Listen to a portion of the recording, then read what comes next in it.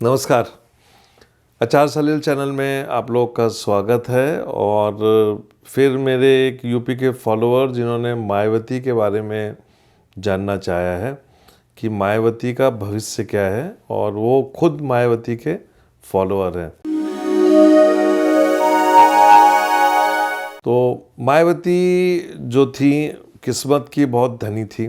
और एक वो दौर था जब काशीराम जी, जो कि दलित ना होते हुए दलितों की लड़ाई लड़ रहे थे, और बहुत से दलित नेता उस समय पैदा हुए जिन्होंने अपनी झोली तो भरी लेकिन दलितों के लिए कोई काम नहीं किया। पिछले 50-60 सालों में सरकार ने, चाहे कांग्रेस की सरकार रही हो चाहे कोई भी सरकार रही होगी, दलितों के लिए जितना किया, आदिवासियों के लिए जितना किया, वो देखा जाए तो एक दृष्टिकोण से बहुत था, लेकिन फिर भी वो ग्रॉस रूट पे नहीं पहुंच पाया। ज़मीनी स्तर पे वो चीज़ों का फ़ायदा उन लोगों को नहीं मिला, और यदि मिला भी तो कुछ मुट्ठी भर लोगों को मिला। लेकिन इन मुट्ठी भर लोगों से अलग थी मायावती, और मायावती ने उस ज़माने में 90 के दशक में काशीराम से जुड़ के बहुजन समाज पार्टी की कमान अपने हाथ में ली, और यूपी की कई बार 3-4 बार वो मुख्यमंत्री रही। बहुत तेज़ तर्राट और अपनी एक स्टाइल के लिए वो फेमस थी।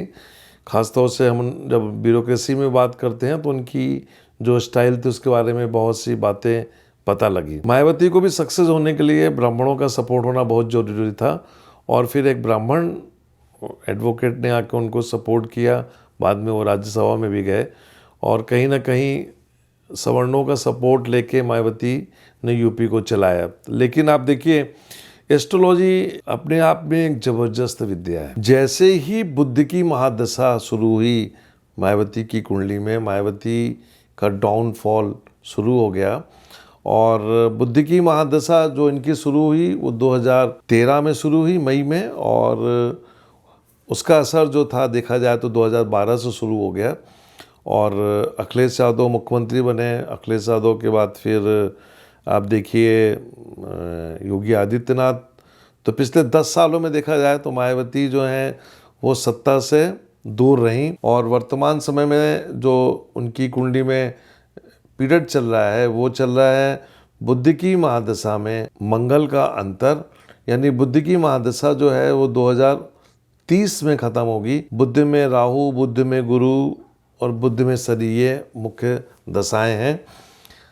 वर्तमान समय में क्या होगा, क्योंकि लोग जानना चाहते हैं, विभिन्न प्रकार की बातें सुनने में आती हैं कि क्या मायावती भारत की राष्ट्रपति बनेंगी, क्या मायावती उपराष्ट्रपति बनेंगी। जितने मुंह उतनी बातें होती हैं, क्योंकि मायावती का जो जनाधार है वो एक उत्तर प्रदेश में सीमित हो गया है, और उस सीमित जनाधार से वो सत्ता से काफ़ी दूर होती जाएंगी। कहीं ना कहीं जाकर उनको बीजेपी से एक समझौता करेगा, क्योंकि उनका भी जो भाग्योदय हुआ था वो बीजेपी के सपोर्ट से ही हुआ था।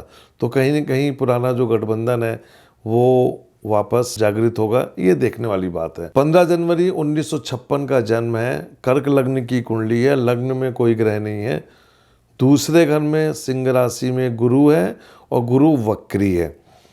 तीसरा घर खाली, चौथा घर खाली, पांचवें घर में शनि, मंगल, राहु, छठा घर खाली, सातवें घर में सूर्य, बुध और चंद्रमा, मतलब अमावस्या के आसपास का जन्म, आठवें घर में शुक्र, नौवां 10वां घर खाली, और 11वें घर में केतु। ये एक कुंडली है उनकी। इस कुंडली में पंचम स्थान में राहु है, और मंगल और शनि, ये 3 ग्रह पंचम स्थान में बैठे हुए हैं। विवाह नहीं किया, और मैं समझता हूँ अच्छा है कि उन्होंने विवाह नहीं किया, क्योंकि यदि वो विवाह करती तो वो जीवन में वो विवाह सफल नहीं होता। पंचम में राहु और शनि मिलके संतान दोष पैदा करते, मतलब यदि विवाह भी होता तो संतान नहीं होती और विवाह नहीं होना था। तो दोनों चीज़ें जो देखा जाए वो चीज़ें डिनाइल मोड में थी। सातवें घर में सूर्य बैठा हुआ है, जिसको हम कहते हैं विवाह के लिए फिर एक प्रॉब्लम। बुध बैठा हुआ है, यहाँ दूसरी समस्या। और चंद्रमा जो कि लग्न का स्वामी होके सप्तम में बैठा हुआ है, इसका मतलब ये हुआ कि कहीं ना कहीं जीवन में एक लगाव रहा होगा किसी से, और वो लगाव शायद वो, मैं समझता हूँ कि सफल नहीं हो पाया और फिर ये राजनीति में आ गई। वर्तमान समय में बुध की महादशा में मंगल का अंतर है, तो मैं समझता हूँ कि कहीं ना कहीं मायावती मार्च में जब चुनाव के रिजल्ट आएंगे तो कुछ प्राप्त करने के लिए वो बीजेपी के पास जाएंगी। मेरे फॉलोअर जानना चाहते हैं कि क्या 2022 में मायावती को कोई पद की प्राप्ति होगी। कुंभ का जो शनि होगा वो इनके कार्य क्षेत्र में परिवर्तन लाएगा, इसमें कोई दो राय नहीं है कि परिवर्तन के मोड में ये कुंडली जा रही है अप्रैल 2022 के बाद। क्या राष्ट्रपति बनेंगी?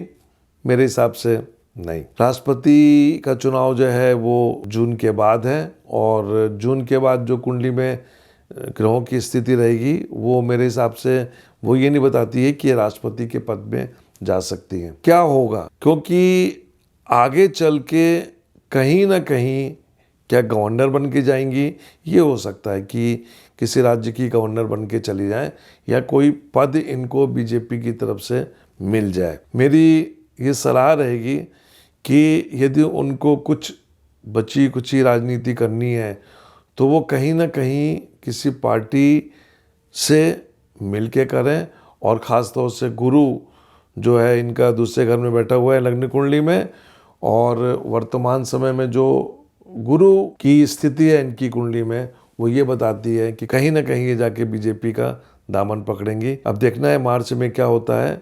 लेकिन मायावती जी के बारे में मैं यही बोलना चाहूँगा, इन्होंने एक बहुत अच्छी इनिंग खेली और यूपी में खासतौर से दलितों के लिए इन्होंने अच्छा किया है। आगे जहाँ तक सवाल ये है कि ये कुंडली जो है अगले 4 या 5 साल तक ये वीक मोड में रहेगी, कुछ ना कुछ मिलेगा, वो भी बीजेपी के आशीर्वाद से। नमस्कार।